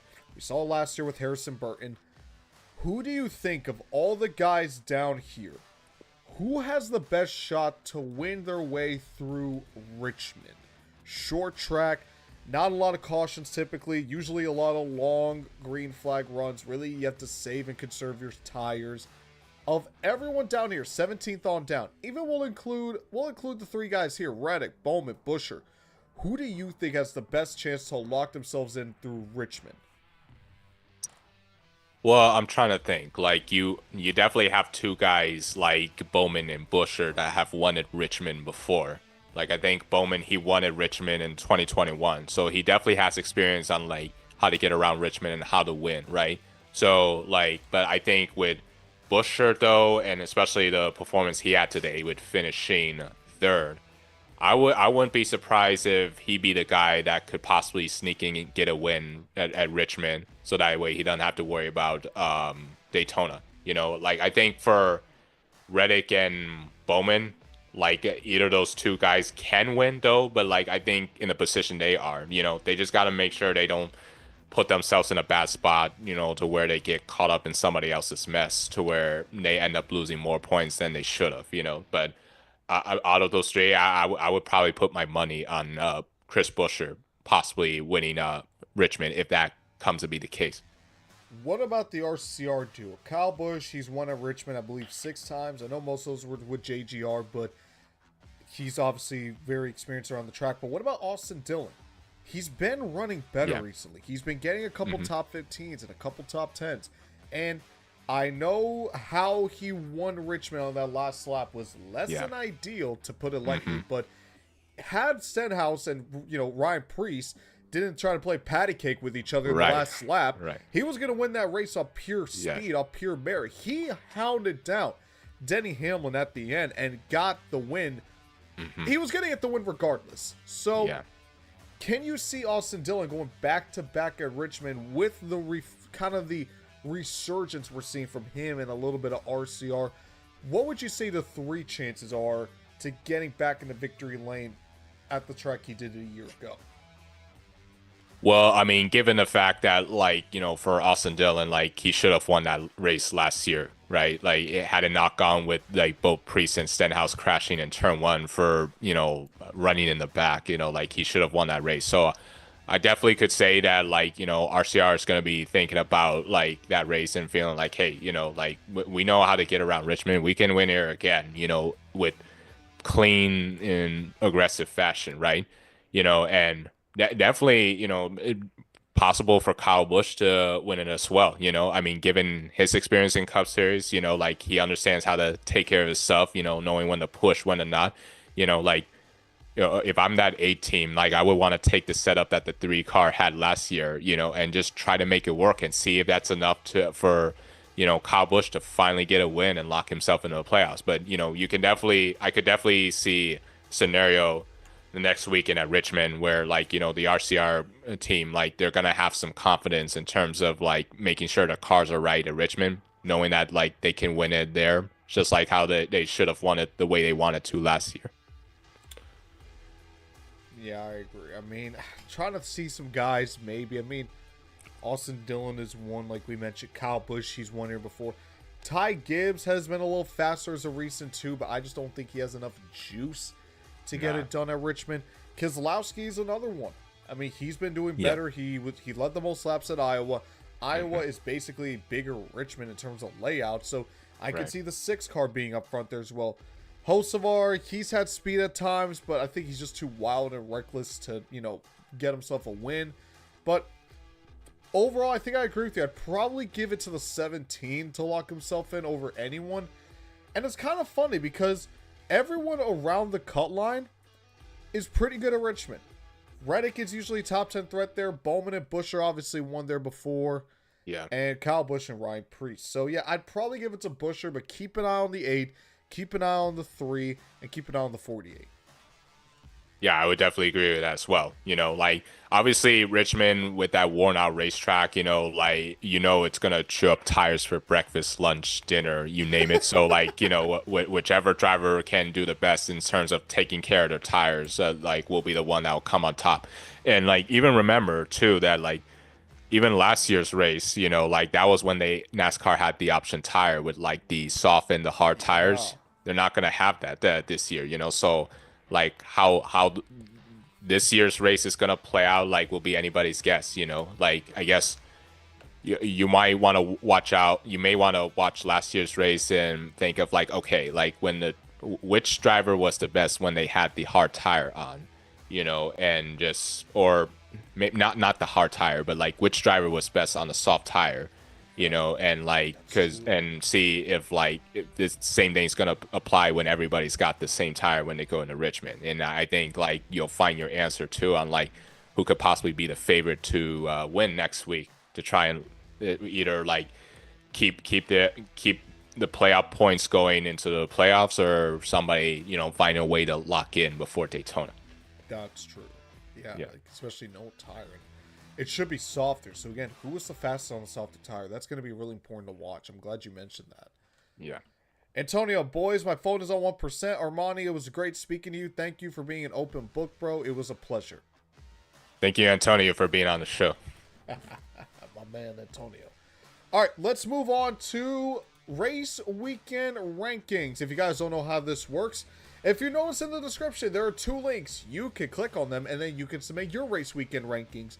Just look at the 3 races throughout the weekend, Truck, Xfinity, and Cup, and then we're going to rank them. We'll go on this weekend, and then we'll move on to our massive 2025 edition. But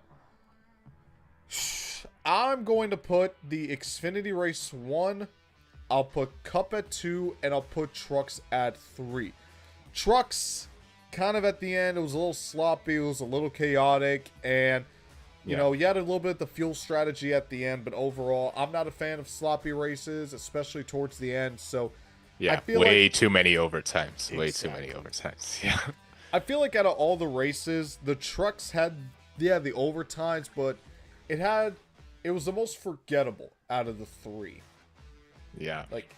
At least Cup had the strategy going on, and it was a little more form-fitting. It wasn't as chaotic.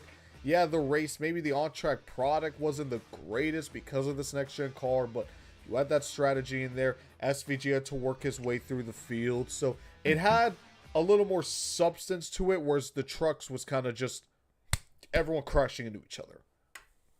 Yeah, I mean, I think when you recap this weekend, obviously you had the Xfinity trucks that just have multiple wrecks over and over and over again, right? It's certain parts of the races. Whereas today with Cup, you didn't really see a whole lot of crashes. I mean, some of the natural cautions that happened out there were just kind of single car incidents. There wasn't 2, 3, 4 cars that just crashed into each other, So it's a relatively clean race with some substance. Even though the race wasn't probably overall great though, at least you saw the strategy and the entire race play out, and you wanted to see who could play the strategy right. And just Xfinity and trucks, with just the wrecks and just, the way those races ended, I kind of agree. It just kind of, it kind of lost a little bit. Yeah. And Cup, like you mentioned, Xfinity was a good mix of the 2. It was kind of chaotic, with the Austin Hill, Connor Zilic versus SVG, but it had battles at the beginning. It had battles throughout the field. It was good, hard racing. Xfinity, in my opinion, has been the best series throughout this season between the top three, and I feel like this race was no exception. So Xfinity for me is 1, Cup 2, Truck 3. Armani, would you change any of these here? I feel like we kind of agree Xfinity is 1, but would you change maybe these 2, or do you think I'm on the nail? No, I think you hit the nail on the head with Xfinity being 1, and you're definitely right. I mean, like when these Xfinity cars, like they can go at any racetrack and they'll put on a show. I mean, even though there was some carnage there, though, like at least you had some exciting battles, exciting racing. So definitely Xfinity at 1. Cup, like not a lot of wrecks, but then again, you just didn't see that same, intense type racing that the Xfinity cars could provide, right? And then you're completely right with the trucks, and just the way that race ended with too many overtimes. It's just like, yeah, like I definitely agree with your ranking there. Let me ask you a question before we move on to the 2025 tier. I know people have said, myself included, that if we, let's say hypothetically, if we just took the Xfinity car and we put it as the Cup car, maybe a little more horsepower, the racing would significantly improve, because everyone is saying, look how great the Xfinity series is, and then look how bad the Cup series is. I've always had this thing as well, where it's not just as easy as changing the car and then everything is good. Because the Xfinity guys, these guys are younger, or maybe they're a little older and they just haven't made it to the top level. Or, this is just this best series that's best for them. So I feel like the Xfinity series just has more guys that feel like they need to prove something. Like, again, younger drivers trying to make it to the top.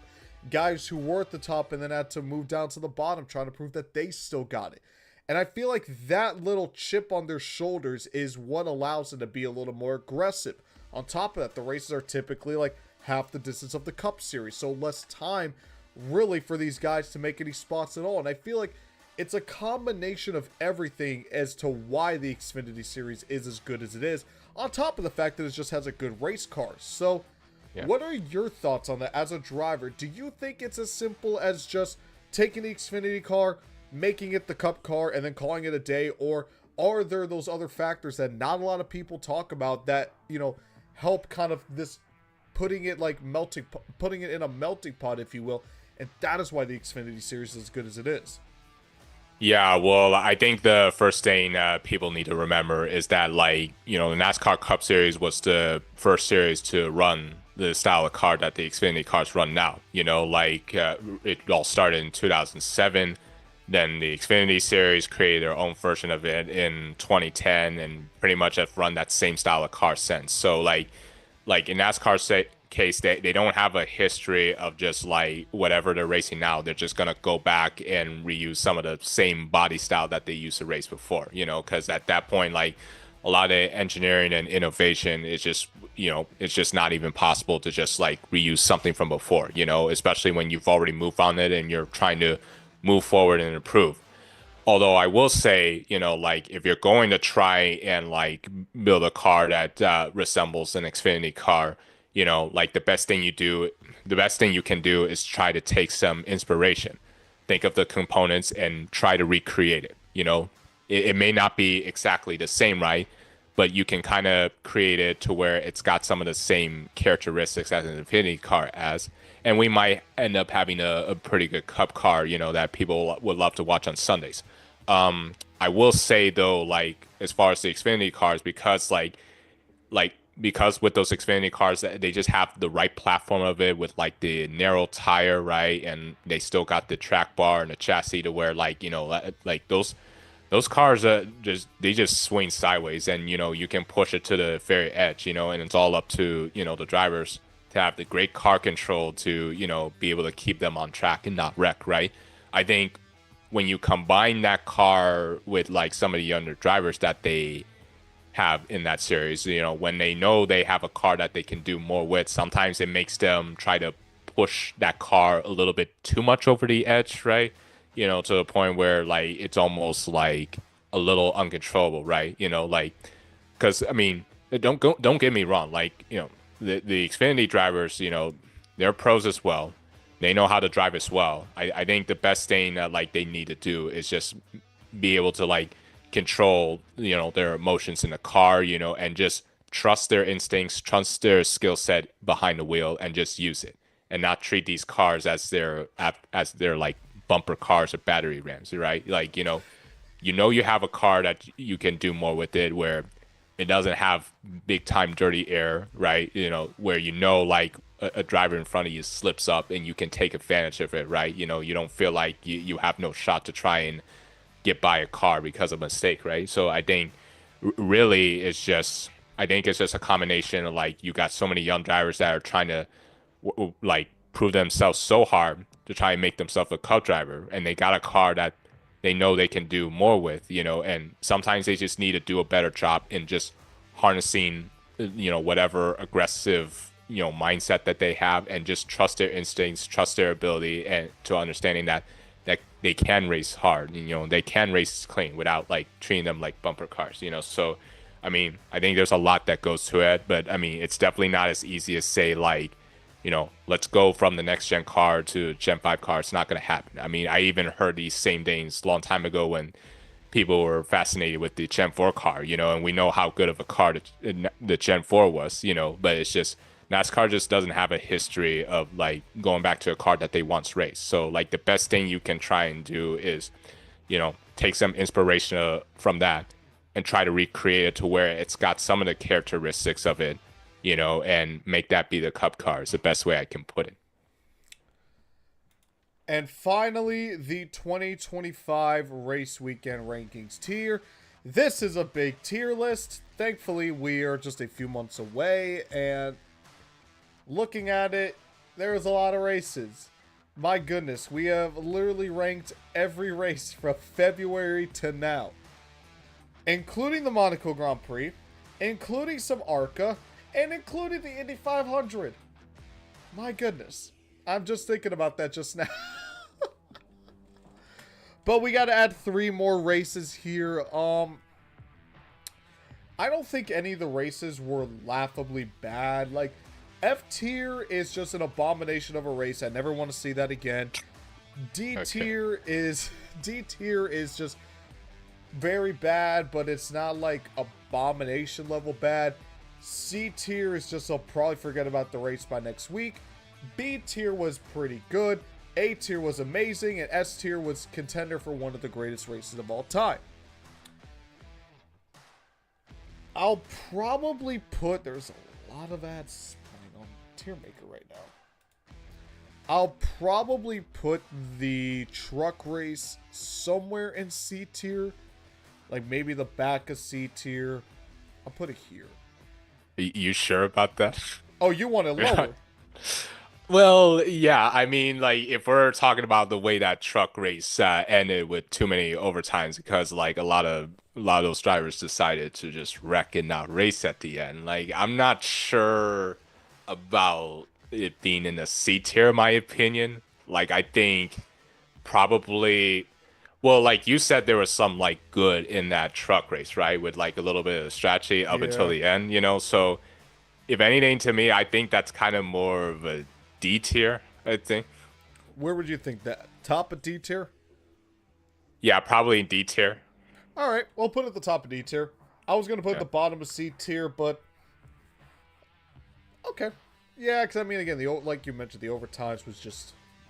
Stop. Yeah, it just drowned it all the way, The cup race, I'll put at the top of C tier. I agree with that. Yeah. I'll put it right behind Pocono. It wasn't a barn burner, but it was nothing offensive. The strategy kept it interesting, but I'll probably forget about this race when we get to Richmond. Yeah, I'm right with you on that. And then the Xfinity race. I feel like it's going to be remembered more for SVG, Connors Village, Austin Hill, but we did have some really good racing. I'm thinking top of B or bottom of A. What do you think? Oh, that's a good one. Yeah, that's a tough one because obviously, like that race was the race overall, despite those 2 crashes, it was pretty incredible, right? Man, this is a tough one, man. Like, do I want to put it on the bottom of A, bottom of on top of B? I don't know, man. Like, Chat, what do you think? Because yeah, we're both yeah, at a Chad. loss right now. Chat, Let us know what you think, Chad. 541 baller, you're gonna run out of room there pretty soon. Never mind, I see it expands. Yeah, there's a good chance we run out of room. We'll find a way to run out of room. But chat, should the Xfinity race go at the top of B tier or the bottom of A tier? I'm feeling B, but I could see an argument for the bottom of A. What do you guys think? Chat, we need some help right now. No, not F tier. Definitely not F tier. Get out of here. You know what? It's been a while since we've had an A tier race. I'm feeling pretty generous. I'll put a bottom of A. Yeah, I don't. Subject to change. I got nothing there. I probably would put a like I don't know. My mind was kind of going towards the bottom of A anyway. You know, despite like the two incidents that happened, right? You know, like I say that was a bottom A race. Well, there we go, everybody. This is the 2025 Race Weekend Rankings tier list post Watkins Glen. Xfinity was up there. Raging Knuckles says top of B. Zillage destroyed the first two stages. Here we go. Again, 2025 Race Weekend Rankings so far post Watkins Glen. If you guys want to make your Race Weekend Rankings tier list, head to the bottom below. Head to the description below. We will have the Race Weekend Rankings tier there for you. Tag us on social media and we will share it along with everyone. But that usually means that is all we have today. Pretty long episode. This is one of the longer episodes of the Cutline. We're almost at 2 hours, about hour 48. So I want to thank everybody as always for tuning into the show. And Armani, thank you for coming on, man. This has been one of, if not the most entertaining, one of my favorite, if not my favorite episode of the Cutline so far. Just being able to hear your story, everything that you bring to the sport. You know, obviously you got people in the chat interacting with you as well. Clearly you're an inspiration to a lot of people, so thank you for coming on. Yeah, I appreciate you, Armani, for having me on here. You know, this was definitely a lot of fun and what a great experience, you know, to be able to share a racing weekend, you know, share a little bit about myself, you know, and who knows, hopefully we get to do more of these in the future. I hope so. In the meantime, you guys know what time it is. If you look underneath Armani's webcam, you got some links or some usernames to his social media. So please, on behalf of me, go and follow Armani. In the meantime, Armani, feels weird saying it so many times because that is mine.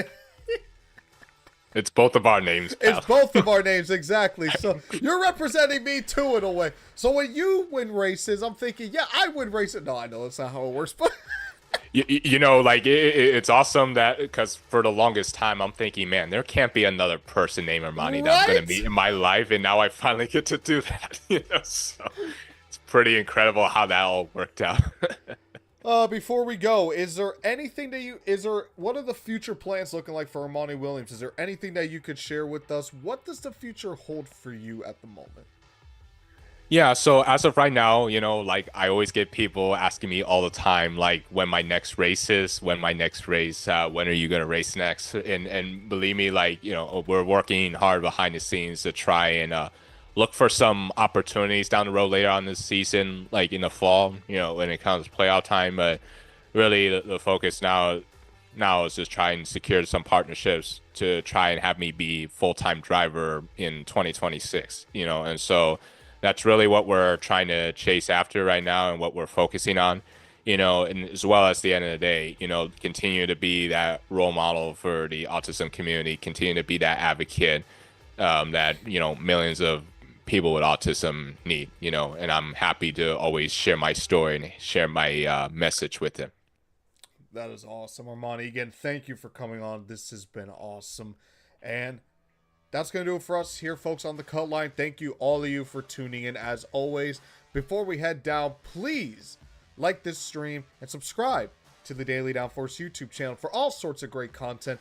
Not just the Cutline, but No Cautions Given, my newest show, and more shorts that we will be showing you guys. Please check out dailydownforce.com for all sorts of great content over there. more content creators, articles, mini games, you name it. Follow us on our social medias as well, but that's going to do it. I will not be here for Richmond. I will be at Anderson Speedway doing some stuff over there with my buddy NASCAR Opinion. We are currently working out as to exactly how we're going to do the cut line, but I will not be here. The next time you guys will see me will be for Daytona, live at the track.